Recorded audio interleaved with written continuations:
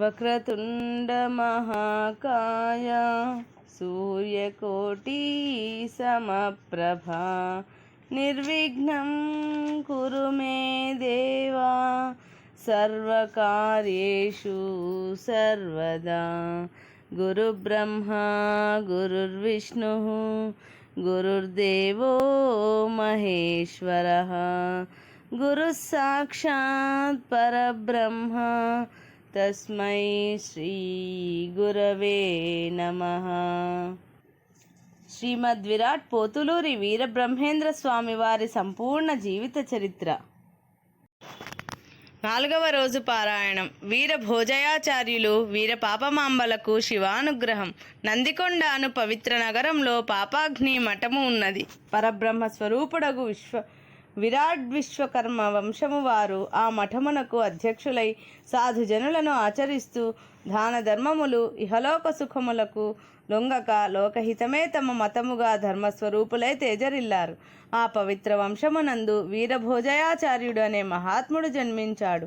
ఆయన వేదాంగముల సారమంతా ఎరిగినవాడై నిత్య ధ్యాన భక్తి తత్పరుడై అహింసా పరమోధర్మ అన్న ఆర్యోక్తిని మనస వాచ కర్మణ త్రికరణ శుద్ధిగా ఆచరిస్తూ సమస్త ప్రాణులను తన ప్రాణబంధువులుగా ఆదరిస్తూ పాపగ్ని మఠాధీశుడై పేరు ప్రతిష్టలతో ప్రకాశించసాగాడు. ఆ మఠాధ్యక్షుడికి తగిన చందంగా అతిథి అభ్యాగతులను కన్న బిడ్డల వలె ఆదరించే సుగుణశీలి వీరపాపమాంబ అర్ధాంగి అయింది. ఆమె మహాపతివ్రత, సాధ్విలలామ, చీమకైనా హాని తలపెట్టనంతటి సాధుశీలి. శ్రీమద్ విరాట్ విశ్వకర్మను నిరంతర భక్తి శ్రద్ధలతో పూజించు పరమపావని అయినప్పటికీ ఈ మహాపతివ్రతకి సంతానం లేదు. వీరపాపమాంబ ప్రతిదినము నిత్య పూజాధికాలు పూర్తి చేసుకుని పూజాంతమున తమ వంశకర్త అయిన విశ్వకర్మను ప్రార్థిస్తూ, ప్రభు, సంతానము లేని ఈ గొడ్రాలిని ఇంకెంతకాలం ఉపేక్షిస్తావు? నీవే నా గర్భాన పుత్రుడివై జన్మించి నన్ను ఉద్ధరించరాదా అని అర్థిస్తూ ఉండేది. ఆమె మొర ఆలకించినట్లుగా ఒకనాడు వీరభోజయాచార్యులు ఇంట్లో లేని సమయంలో దివ్య తేజస్సుతో వెలిగిపోయే ఒక మహాత్ముడు సాధు రూపంలో ఆ ఇంటికొచ్చాడు. వీరపాపమాంబ ఆ సాధు పురుషుడిని సాక్షాత్తు విశ్వకర్మగా భావించుకొని భక్తితో అర్ఘ్యపాద్యాదులు ఇచ్చి ఆయనకి పాదపూజ చేసి ఆ పవిత్ర పాదోదకాన్ని భక్తి ప్రపత్తులతో పానం చేసింది. ఆమె భక్తి ప్రపత్తులకు సంతసించిన సాధుపుంగవుడు మందహాసం చేసి, అమ్మా, నీవు పరమపావనివని నాకు అవగతమైంది. కానీ మహాపతివ్రతవైన నీకు సంతానం లేమి కలగలేదని నాకు స్పష్టంగా అర్థమైంది. మీ వంశమూల పురుషుడైన శ్రీమద్ విరాట్ విశ్వకర్మ నుండి నీ భర్త వీరభోజయాచార్యుల వరకు మీ వంశము వారే పాపగ్ని మఠమునకు మఠాధిపతులై ధర్మబద్ధంగా మఠాన్ని పాలించారు. కానీ నీ భర్త అనంతరం ఈ మఠమునకు ఆధిపత్యం వహించడానికి మీకు వారసులు లేరన్న బాధ మీ మనస్సును కృంగదీస్తున్నదని నేను గ్రహించాను అన్నాడు. వీరపాపమాంబ భక్తితో చేతులు జోడించి, సాధుపుంగవా, మీరు చెప్పినదంతయు సత్యమే. మాతో మా వంశము అంతరించకూడదని, పాపగ్ని మఠము పరుల హస్తముల పాలై పతనం కాకూడదని మేము మ్రొక్కని దేవుడు లేడు, సేవించని తీర్థములు లేవు. అయినా ఆ సర్వేశ్వరుడు మాపై దయతలచలేదు. సాక్షాత్ ఆ మహేశ్వరుడే మా వంశకర్త అయిన విశ్వకర్మయే మీ రూపంలో వచ్చినట్లు వచ్చారు. దయచేసి నా మొర ఆలకించండి, నాకు పుత్రభిక్ష పెట్టండి, శ్రీమద్ విరాట్ విశ్వకర్మ కులాన్ని ఉద్ధరించండి అని ప్రార్థించింది. సాధువు మందహాసము చేసి, అమ్మ, పరమేశ్వరుని లీలలు కడు విచిత్రంగా ఉంటాయి. మీకు సంతతి లేని మాట యథార్థం. అయితే ఆ పరమేశ్వరుని దివ్య కరుణాకటాక్ష వీక్షణముల వలన కొద్ది కాలంలో దైవాంశ సంభూతుడైన అవతార పురుషుడగు బాలుడొకడు ఒక మహర్షి ప్రసాదంగా మీకు లభిస్తాడు. ఆ బాలకుడు లోకోద్ధారకుడు, త్రికాల జ్ఞాన సంపన్నుడు, త్రిలోక పూజ్యుడే కాని సామాన్య బాలుడు కాడు. అట్టి బాలుడు మీకు పుత్రుడే లభించి మిమ్మల్ని, మీ వంశాన్ని ఉద్ధరించి తరింపజేస్తాడు అని తెలిపాడు. ఆ సాధు పుంగవుని మాటలు ఆలకించిన వీరపాపమాంబ అమితానంద పరవశురాలై మరొక మారు భక్తి ప్రపత్తులతో సాధువుకి అంజలి ఘటించి, సాధుపురుష, నట్ట నడి ఎండలో ప్రయాణము చేయువానికి మార్గమధ్యంలో అమృత జలము లభించినట్లు మీ అమృతవాక్కులు నా మనసుని ఊరడింపచేశాయి. స్వామి, దైవము వలె వచ్చిన మీ వాక్కు వమ్ము కాదు. నాకు ఆ నమ్మకం ఉంది. మరి లోకోపాలకుడైన ఆ బాలకుడు మాకెట్లా లభిస్తాడు? ఆ మహర్షి దర్శనం పొందడానికి మేము ఎక్కడికి వెళ్ళాలి? దయచేసి ఈ వివరాలు కూడా తెలిపి నన్ను కృతార్థురాలిని చేయండి అని ప్రార్థించింది. సాధువు నవ్వి, అమ్మ, దైవ ప్రేరణ చేత కొద్ది రోజుల్లో మీరు తీర్థయాత్రలకు బయలుదేరతారు. ఆ యాత్రా సందర్భంలో మార్గమధ్యంలో సరస్వతీ నదీ తీరం వద్ద ఆ మహర్షి దర్శనం ఇచ్చి తాను పెంచుచున్న ఆ లోకోత్తమ బాలుణ్ణి మీకు ప్రసాదిస్తాడు. ఆ బాలుడి జన్మ రహస్యాన్ని కూడా ఆ మహర్షే మీకు తెలియజేస్తాడు. ఇది సత్యం అని చెప్పి ఆమెను ఆశీర్వదించి నిష్క్రమించాడు. అనంతరం కొంతసేపటికి వీరభోజయాచార్యులు ఇంటికొచ్చాడు. వీర పాపమాంబ సంతోషంతో భర్తకు అర్ఘ్యపాద్యాదులు ఇచ్చి భోజనం వడ్డించి, భర్త భోజనం చేస్తుండగా సాధువు వచ్చిన వైనాన్ని, ఆయన ఉపదేశాన్ని నెమ్మదిగా వినిపించింది. భార్య మాటలకు నవ్వి, ఓసి అమాయకురాలా, నీవెంత వెర్రిదానివి! సాధువు పలికే మాటలన్నీ సత్యాలవుతాయా? భిక్ష కోసం వచ్చిన సాధువులు మన సంతాపాన్ని చల్లార్చడానికి ఉపశమనం కోసం ఏవేవో చెబుతుంటారు. అలాంటివన్నీ నిజాలవుతాయా? ఒకవేళ ఆ సాధువు చెప్పిన మాటలే నిజమై మనకు అలాంటి బాలుడే లభిస్తే ఆ బాలుడి వల్ల మనకు నరకం ఎలా తప్పుతుంది? పున్నామ నరకం అనేది కడుపున పుట్టిన సొంత బిడ్డలతో మాత్రమే తప్పుతుంది. పెంపుడు బిడ్డలతో ఆ నరకాన్ని తప్పించుకోలేము. కనుక ఇకనైనా నువ్వు ఇలాంటి దురాశలకు లోను కాకుండా నీ గృహిణి ధర్మాన్ని యథావిధిగా నిర్వర్తించు. అంతేకాని తీర్థయాత్రలు చేస్తే సంతతి కలగదు. అలా కలిగేట్టు ఉంటే ఇప్పటికే మనం ఎన్నో తీర్థయాత్రలు చేశాం, మనకి సంతానం కలిగి ఉండేది. కనుక ఈ విషయాన్ని ఇంతటితో వదిలిపెట్టు. మనకి ప్రాప్తి లేదు, భగవంతుడు మనకి సంతానం ఇవ్వలేదు, అంతే అని ఆమె అభ్యర్థనను త్రోసిపుచ్చాడు వీరభోజయాచార్యులు. కానీ వీరపాపమాంబ అంతటితో వదిలిపెట్టకుండా, ప్రాణనాథ, ఆశ మానవ సహజం, మాతృత్వం స్త్రీకి సహజం, తీర్థయాత్రలు ఆచరించడం లోక సహజం, ఇందులో తప్పేముంది? ఇది పుణ్యకార్యమే కదా. ఇంతకుముందు మనం తీర్థయాత్రలు చేశాం, మరొకసారి తీర్థయాత్రలు చేద్దాం. భగవంతుని కరుణాకటాక్షాలు మనపై ఉంటే మనకి సంతతి లభిస్తుంది, లేదా యాత్రాఫలం సిద్ధిస్తుంది. దయచేసి నా మాట కాదనకండి అని అర్థించింది. పరమశాంతమూర్తి అయిన వీరభోజయాచార్యులు భార్య అభ్యర్థనను కాదనలేక తల పంకించి, సరే, నీ మాటెందుకు కాదనాలి? ఏ పుట్టలో ఏ పాముందో శుభముహూర్తం చూసుకుని యాత్రలు ప్రారంభిద్దాం అని చెప్పాడు. కానీ పాపగ్ని మఠానికి అధిపతి అవడం చేత, ఆ కార్యనిర్వహణ భారం చేత వీరభోజయాచార్యులు భార్యకిచ్చిన వాగ్దానాన్ని వెంటనే నెరవేర్చలేకపోయాడు. కొంతకాలం తర్వాత ఒకానొక పర్వదినము నాడు పాపాగ్ని మఠమునకు వచ్చిన కొందరు స్త్రీలు మఠములోని సమాధి చుట్టూ ప్రదక్షిణలు చేసి సంతానం కోసం ప్రార్థనలు చేశారు. సర్వేశ్వర, శ్రీమద్ విరాట్ విశ్వకర్మ, మాకు సంతానాన్ని ప్రసాదించు, పుత్రభిక్షను అనుగ్రహించు, మాకు సుపుత్రుడు జన్మిస్తే మా దంపతులము వచ్చి నీ మొక్కులు చెల్లించుకుంటాము, నీకు పూజలు చేస్తాము, నీకు నిలువు దోపిళ్ళు ఇస్తాము అంటూ వచ్చిన స్త్రీలంతా ప్రార్థించసాగారు. ఆ మఠాధిపతి అయిన వీరభోజయాచార్యులు ఆ స్త్రీల ప్రార్థనలను విని వారికి గల సహజమైన సంతానాపేక్షను గుర్తించి, ఆహా, సంసార బంధం దుఃఖభార్యనమని తెలిసి కూడా మానవులు సంతతి కోసం పరితపిస్తుంటారు కదా. నిజమే, అది సృష్టి ధర్మం. దానిని ధిక్కరించే అధికారం ఎవరికీ లేదు. ఈ సత్యాన్ని నా భార్య గ్రహించింది, కానీ నేను గుర్తించలేకపోయాను కదా అనుకున్నాడు. ఆ మరునాడు వీరభోజయాచార్యులు సంధ్యావందనాది కార్యక్రమాలు పూర్తిగా వెంచుకుని మఠానికి వెళ్ళాడు. అక్కడ మహా తేజోస్వరూపులైన సాధువు కనిపించి ఆయన్ని పలుకరించి, వీరభోజ్య, నీకింక తీర్థయాత్రాభిలాష కలగలేదా? తీర్థయాత్ర వలన దుస్తరమైన కార్యము కూడా సాధ్యమవుతుందని నీకు తెలియదా? నీ మనసులో ఎలాంటి సంకోచాలు సందేహాలు పెట్టుకోకుండా వెంటనే యాత్రకు సంకల్పించు. నీ తీర్థయాత్రలో ఒక అమూల్యమైన మణి నీకు లభిస్తుంది. ఆ ఫలం చేత మీ జన్మలు సార్థకమవుతాయి. మహాపతివ్రత అయిన నీ ధర్మపత్ని వీరపాపమాంబ ఆకాంక్ష తప్పక సిద్ధిస్తుంది. నా మాట సత్యము, సత్యము, ముమ్మాటికి సత్యము అని తెలిపి మెరుపు మెరిసినట్లు అదృశ్యమైపోయాడు సాధువు. ఆ సంఘటనకి విస్తుపోయాడు వీరభోజయాచార్యులు. ఆహా, ఏమి ఆశ్చర్యము!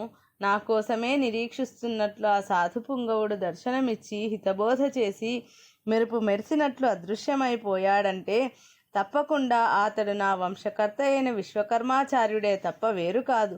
ఆ విశ్వకర్మ అంటే సాక్షాత్తు పరమేశ్వరుడే కదా. అంటే నాకు దర్శనమిచ్చినవాడు పరమేశ్వరుడే. ఆహా, ఆ స్వామి తనంత తానుగా వచ్చి నాకు దర్శనమిస్తే ఆయన్ను నేను గుర్తించలేకపోయాను. నేనెంత మందభాగ్యుడిని అనుకుంటూ వీరభోజయాచార్యులు లోపలే ఎంతో దుఃఖించి అంతరంగములో ఆ పరమేశ్వరుణ్ణి ప్రతిష్ఠించుకుని చేతులు జోడించి, ప్రభు సర్వేశ్వర, నీ ఆజ్ఞని శిరసావహిస్తాను. ఈ జ్ఞానాంధుడి తప్పిదాన్ని మన్నించి నన్ను, నా భార్యని, నా వంశాన్ని అనుగ్రహించు. పాహిమాం పరమేశ్వర, పాహిమాం పాహిమాం అని ప్రార్థించాడు. ఆ తదనంతరం వీరభోజయాచార్యులు ఇంటికి చేరి తన భార్యకు జరిగిన విషయమంతా చెప్పి, సాధ్వి, నాడు నీకు దర్శనమిచ్చిన సాధుపుంగవుడే నేడు నాకు దర్శనమిచ్చాడు. ఆ సాధువు మన వంశకర్త తప్ప వేరొకరు కాదు. ఆయన ఆదేశించినట్లు రేపే మనం తీర్థయాత్రలకు బయలుదేరుతున్నామని తెలియపరిచాడు. భర్త మాటలు విన్న వీరపాపమాంబ ఆనందానికి అవధి లేకపోయింది. ఆమె ఆ సాధుపుంగవునికి మనసులో పదే పదే అంజలులు సమర్పించుకుంది. వీరభోజయాచార్య దంపతులకు అత్రి మహర్షి దర్శనం, వీరంభొట్లయ్యను పుత్రునిగా స్వీకరించడం. వీరభోజయాచార్య దంపతులు సాధుపుంగవుని ఆదేశానుసారం ఆ మరునాడే తీర్థయాత్రలకు బయలుదేరారు. వారు నిరంతరం పరమేశ్వర నామ ధ్యానాన్ని గావిస్తూ అనేక క్షేత్రాలను, తీర్థాలను దర్శిస్తూ కాశీ, గయా, ప్రయాగ తదితర పుణ్యక్షేత్రాలలో పూజాధికాలు నిర్వర్తిస్తూ పుణ్య సాధువులను సేవిస్తూ కొంతకాలానికి సరస్వతీ నదీ తీరానికి చేరుకున్నారు. ఆ నదీ తీర ప్రాంతంలో అత్రి మహర్షి ఆశ్రమం ఉన్నది. వీరభోజయాచార్య దంపతులు పుణ్య నదీ స్నానాలు ఆచరించి ఆశ్రమానికి చేరి అత్రి మహర్షిని దర్శించి భక్తి ప్రపత్తులతో ఆ మహర్షికి నమస్సుమాంజలులు అర్పించారు. అత్రి మహర్షి తన దివ్య దృష్టితోటే వచ్చిన వారెవరో గ్రహించాడు. అయినా లోకాచారాన్ని అనుసరించి, నాయన, ఎవరు మీరు? మీ పేర్లేమిటి? మీ దేవురు? ఇక్కడికెందుకు వచ్చారు అని ప్రశ్నించారు. వీరభోజయాచార్యులు వినమ్రుడై అంజలి ఘటించి, స్వామి, మాది దక్షిణ దేశము. మా ఊరు నందికొండ. మేము విశ్వబ్రాహ్మణులము. నా పేరు యనమదల వీరభోజయాచార్యులు. నేను నందికొండ పాపాగ్ని మఠమునకు వంశపారంపర్య అధ్యక్షుడిని. ఈమె నా సహధర్మచారిణి వీరపాపమాంబ. మాకు ఏ లోటు లేదు, సంతానం అనే లోటు తప్ప. మా పూర్వపుణ్యము కొద్దీ ఒక సాధుపుంగవుడు తనంత తానుగా మాకు దర్శనమిచ్చి మమ్మల్ని ఈ యాత్రకు ప్రేరేపించాడు. ఈ యాత్రా సందర్భంలో ఒక మహర్షి దర్శనం మాకు లభిస్తుందని, ఆ మహర్షిచే పెంచబడుతున్న అవతార పురుషుడైన బాలకుడు మాకు పుత్రుడుగా లభిస్తాడని ఆ సాధువు మమ్మల్ని అనుగ్రహించాడు. అతడు సాక్షాత్తు మా కులదైవమైన సర్వేశ్వరుడేనన్న నమ్మకంతో మేము క్షేత్ర దర్శనాలు చేస్తూ నేడు ఈ పుణ్యతీర్థంలో మీ దర్శన భాగ్యాన్ని పొందాం. ఈ రాత్రి మీ ఆశ్రమంలో విశ్రాంతి తీసుకోవడానికి మాకు అనుమతిస్తే రేపు ఉదయమే కాలకృత్యాలు ముగించుకొని మరి ఒక క్షేత్రానికి బయలుదేరి వెళ్తాం అని విన్నవించాడు. అత్రి మహర్షి మందహాసం చేసి, మంచిది, మీ దంపతులు మా ఆశ్రమంలో నివసించవచ్చు అని అనుమతించాడు. వీరభోజయాచార్య దంపతులు ఆ రాత్రి అత్రి మహర్షి ఆశ్రమంలో విశ్రాంతి తీసుకున్నారు. మరునాడు కాలకృత్యాలు ముగించుకొని వేరొక క్షేత్రానికి బయలుదేరే ముందు మహర్షి ఆశీస్సులను పొందడానికి ఆయనను దర్శించారు. అత్రి మహర్షి ప్రసన్న వదనంతో వాళ్ళని గాంచి, నాయన, ధర్మతత్పరులైన మీ దంపతులు ఈశ్వరానుగ్రహం చేతనే మా ఆశ్రమానికి వచ్చారు. మీకు ఆ సాధుపుంగవుడు చెప్పినట్లు తొందరలోనే సుపుత్ర ప్రాప్తి లభించనుంది. అంతవరకు మీరు మా ఆశ్రమంలోనే ఉండండి అని చెప్పి ఆశీర్వదించాడు. అత్రి మహర్షి ఆదేశానుసారం వీరభోజయాచార్య దంపతులు ఆ ఆశ్రమంలోనే నివసిస్తూ నిత్య నైమిత్తికాది కర్మలు నిర్వర్తిస్తూ ఆ మహర్షికి సపర్యలు చేస్తూ ఆయన బోధించే అనేక యోగ రహస్యాలను గ్రహిస్తూ చాలా కాలం అక్కడే నివసించారు. ఆ విధంగా 6 మాసాల కాలం గడిచిపోయింది. ఒకనాడు అత్రి మహర్షి ఆ దంపతులను తన సముఖానికి రప్పించి, నాయనలారా, మీరు మా ఆశ్రమానికి వచ్చి 6 మాసాలు గడిచింది. ఇక మీరు మీ స్వగృహానికి వెళ్ళవచ్చు. వెళ్లే ముందు మీకు ఒక ప్రసాదాన్ని అనుగ్రహిస్తున్నాను అని చెప్పి అంతర్భాగంలోనికి వెళ్ళి 6 మాసాల వయసు గల్ల భగవదాంశ సంభూతుడైన వీరంభొట్లయ్యను ఎత్తుకొని వచ్చి ఆ దంపతుల చేతుల్లో ఉంచారు. ఆ బాలుణ్ణి చూడగానే ఆ దంపతులు ఆనందానికి మేరలేకపోయింది. భగవత్ స్వరూపుడైన ఆ బాలుని దివ్య తేజో ముఖార విందాన్ని దర్శించగానే ఆ దంపతుల నేత్రాలు ఆనంద బాష్పాలను వర్షించాయి. వీర పాపమాంబ మాతృత్వ పారవశ్యంతో ఆ బాలకుని చెక్కిళ్లపై పదే పదే ముద్దులు పెట్టుకొని మాతృత్వ మమకారం పెచ్చరిల్లుతుంటే తృప్తితో జలజల అశ్రువులు రాల్చుతూ తనివి తీరింది. వీరభోజయాచార్యులు సంతోష పారవశ్యంతో చేతులు జోడించి కంఠం గాద్గదికం కాగా, మహర్షి, ఈశ్వరానుగ్రహం చేతనే మాకు మీ దర్శన భాగ్యం, మీ సేవా భాగ్యం, ఈనాడు ఈ పుత్రానంద భాగ్యం లభించింది. ఆనాడు ఆ సాధుపుంగవుడు రాక్కిచ్చినట్లు నేడు మీరు ఈ భగవత్ ప్రసాదాన్ని మాకు అనుగ్రహించారు. స్వామి, మీ అపార కరుణాకటాక్షాలకు కృతజ్ఞులం. బ్రహ్మ తేజస్సుతో విరాజిల్లుచున్న ఈ బాలుడి పుట్టుపూర్వోత్తరాలు మాకు తెలిపి మమ్మల్ని అనుగ్రహించండి అని ప్రార్థించాడు. నాయన వీరభోజయ, నీవు ఊహించినట్లే ఈ బాలుడు సామాన్య బాలకుడు కాదు. ఇతడు కారణజన్ముడు, అవతార పురుషుడు. కాశీ విశ్వేశ్వర భక్తులైన ప్రకృతాంబ, పరిపూర్ణాచార్య పుణ్య దంపతులకు సర్వేశ్వరుని వరప్రసాదంగా జన్మించిన విష్ణువాంశ సంభూతుడు ఈ వీరంభొట్లయ్య అంటూ అత్రి మహర్షి ఆ బాలుని పుట్టు పూర్వోత్తరాలను సవిస్తరంగా తెలియపరిచి, వత్సలారా, మీరు ఈ ఆశ్రమానికి రావడానికి కొద్ది రోజుల ముందే ఈ బాలుడు మా ఆశ్రమానికి వచ్చాడు. ఇప్పటి వరకు గోక్షీరము చేత ఈ బాలుణ్ణి పోషించుచున్నాము. ఇతడు లోకోద్ధరణకై అవతరించిన శ్రీమన్నారాయణుడు. ఇతడి దివ్యవదనమందు భగవత్కళలు ఉట్టిపడుతున్నాయి. ఈ పుణ్యపురుషుని శరీరము మీద ఈగ కానీ, దోమ కానీ, చీమ కానీ వాలదు. ఈ బాలుణ్ణి ఎండలో నిలబెట్టిన ఇతనికి నీడ ఉండదు.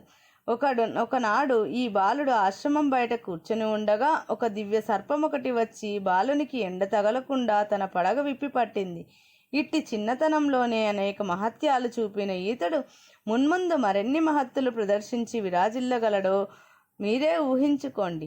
వత్సలారా, ఈశ్వర సంకల్పం చేతనే ఈ వీరంభొట్లయ్య నేటి నుంచి మీకు పుత్రుడై వర్ధిల్లనున్నాడు. ఇతని వల్ల మీ విశ్వబ్రాహ్మణ కులమే కాక మీ వంశం యావత్తు లోకము పవిత్రం కాగలదు. ఈతడు భగవదాంశ సంభూతుడని గుర్తించుకొని దూషణ భాషణములతో బాధించక భయభక్తులతో ఇతన్ని పెంచుకోండి. ఈశ్వర కరుణా కటాక్ష ప్రాప్తిరస్తు అని చెప్పి వారిని ఆశీర్వదించాడు. ఇది శ్రీ పోతులూరి వీరబ్రహ్మం గారి జీవిత చరిత్ర 4వ రోజు పారాయణం సంపూర్ణం.